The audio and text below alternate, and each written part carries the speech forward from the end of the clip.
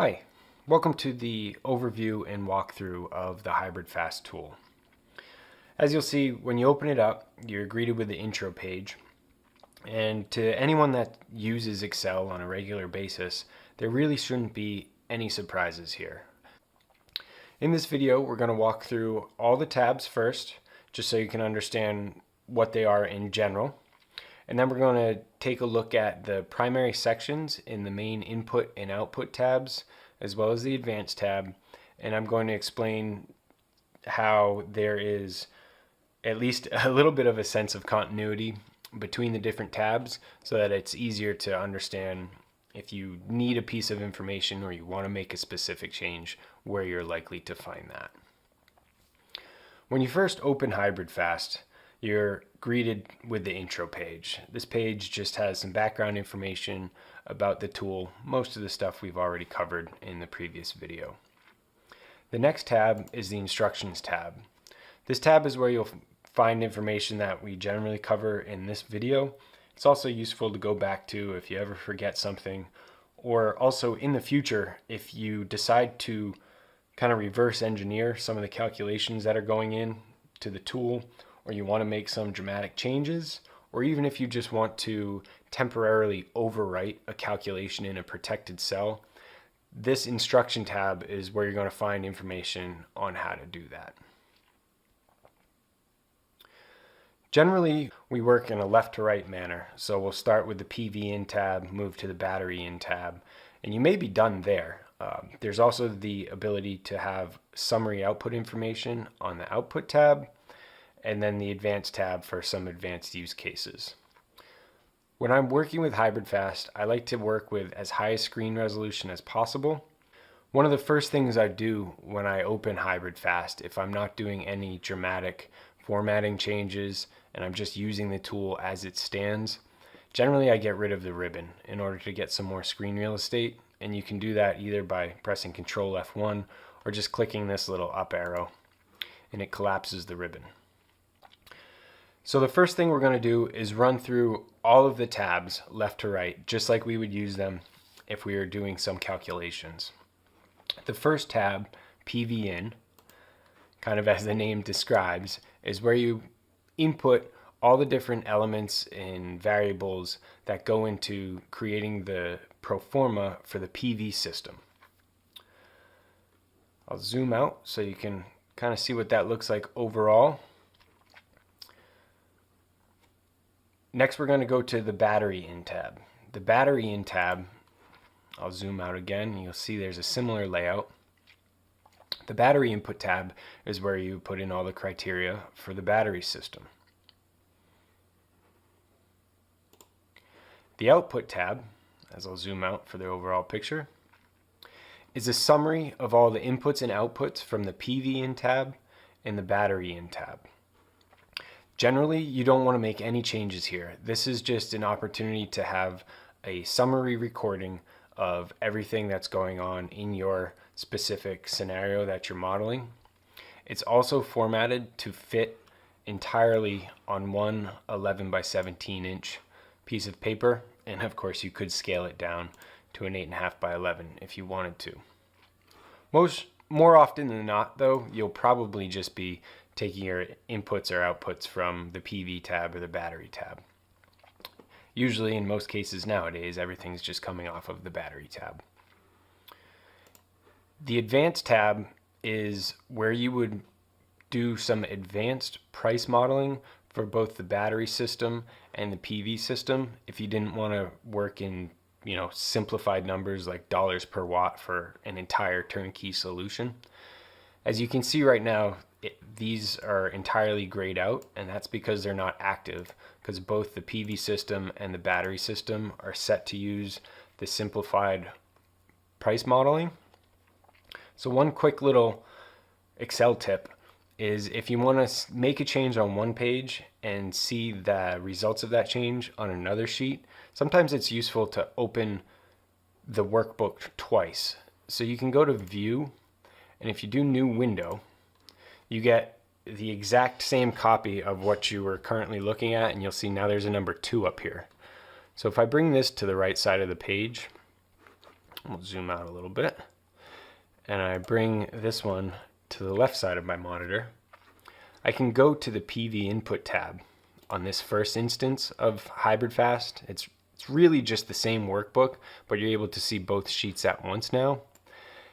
And when I click on the pricing method on the PV in tab and I change it to advanced, you'll see on the advanced tab over here on the right, the PV system becomes active. So now we have advanced pricing going on over here. And if we were to make any changes over here, you would see those reflected on the input tab. Similarly, if I went to the battery tab and change this to advanced pricing, the battery advanced pricing becomes active. When you first get started with HybridFAST, you'll more than likely just be using both the PV input tab and the battery input tab in the simple pricing model. Unless, of course, you know for a fact that you're a manufacturer or a solar integrator and you're trying to look at these costs in details. But for most users, you probably won't even need to use the advanced tab. So we just took a look at the advanced tab. Now let's move over to the PVCalcs tab. I'm going to zoom out. You don't necessarily need to see everything going on in here. I just want to show kind of the breadth of what this tab is doing. One little piece of information that's also useful is, depending on what version of Excel you have and what operating system you're working with, you may get to these calculation pages and the cells aren't frozen. And because of that, you can no longer see the headings at the top or the time periods on the left. So it's really easy to get lost. So if that happens on your machine, what I like to do is I click on this first cell below the top row headings and the first column to the right of the year and period. Then you go to View, Freeze Panes, and you click Freeze Panes.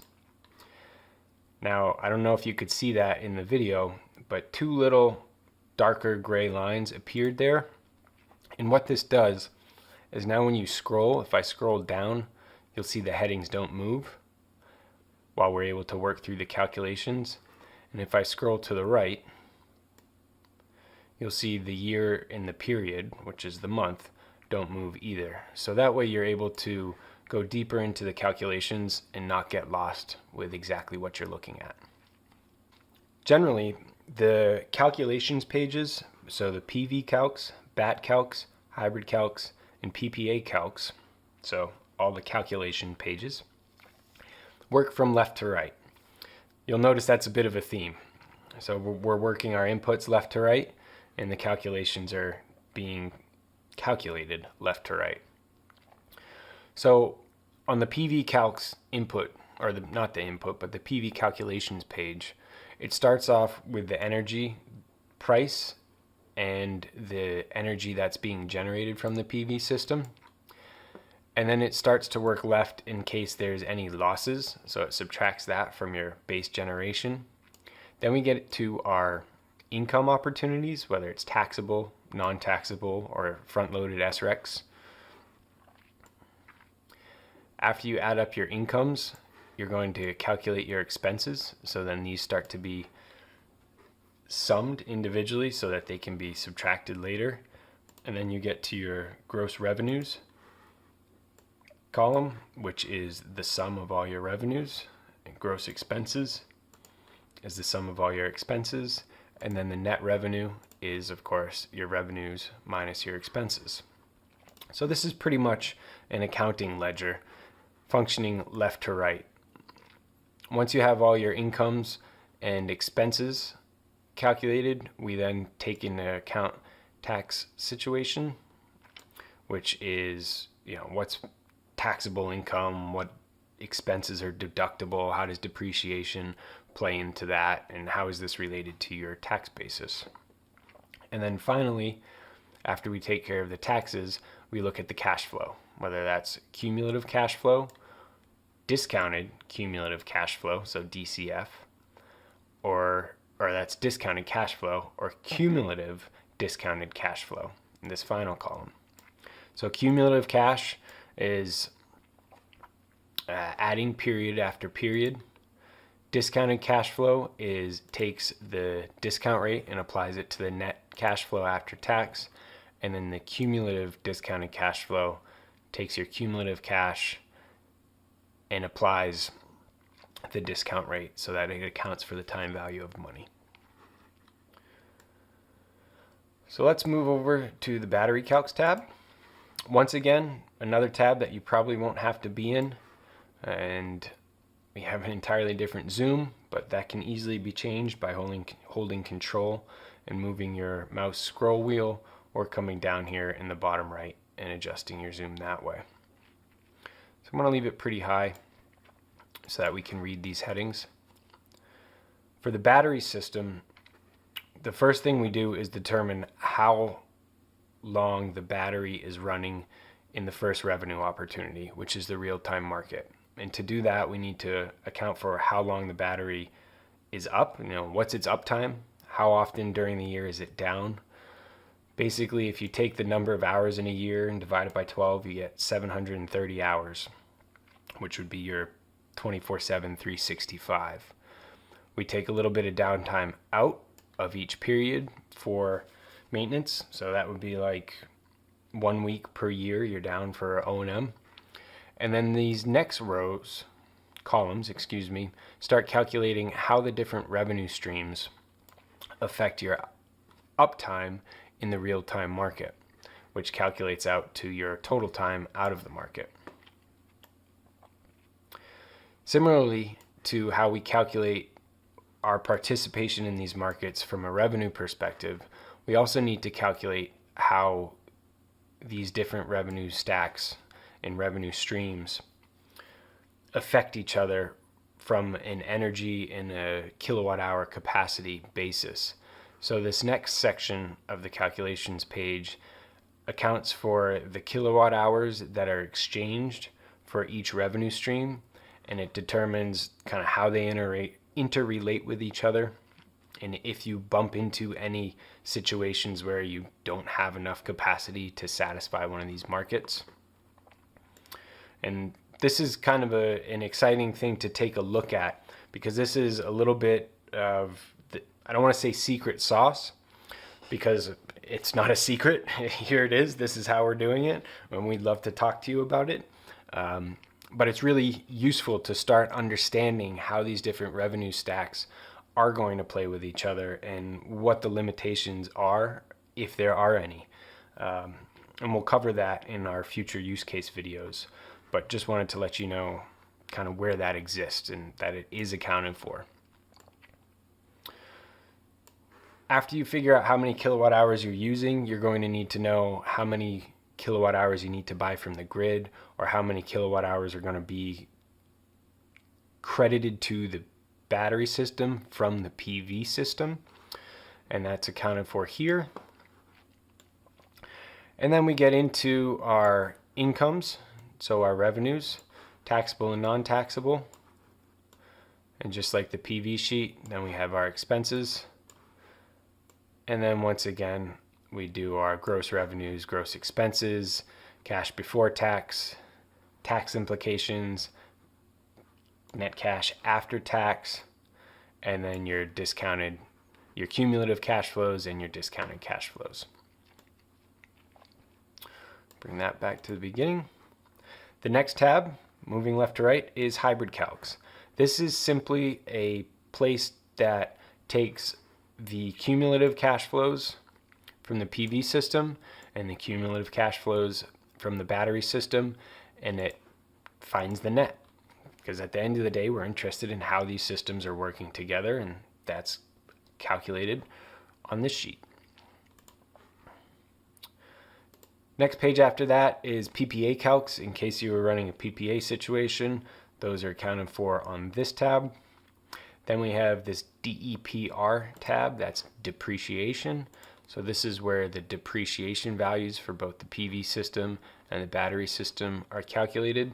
So it takes into account the depreciation schedule, the depreciation value, and then what that value is worth based on your tax basis. And then these values are fed back into the calculation sheets. PV loan and battery loan are where the loan calculations, so this is your amortization table for your loan, and they're calculated individually, PV and battery. And then these values would be pulled back into the PVCalcs and the BATcalcs based as loan expenses. Let's see if I can find those real quick. Here's loan overpayment in case you were making a balloon payment, and then it would be an expense. So here's your loan payment and your loan interest expense. These are both blank because we don't have a financing option active.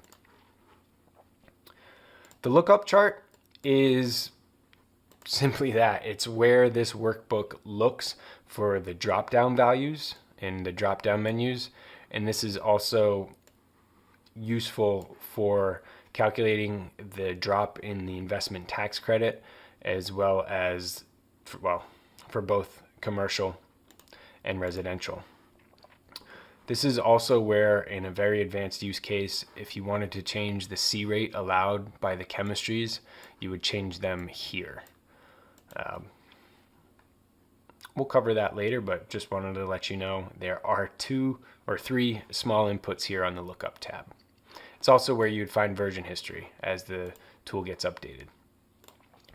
The final tab, CHRT, chart, is simply here to create these charts.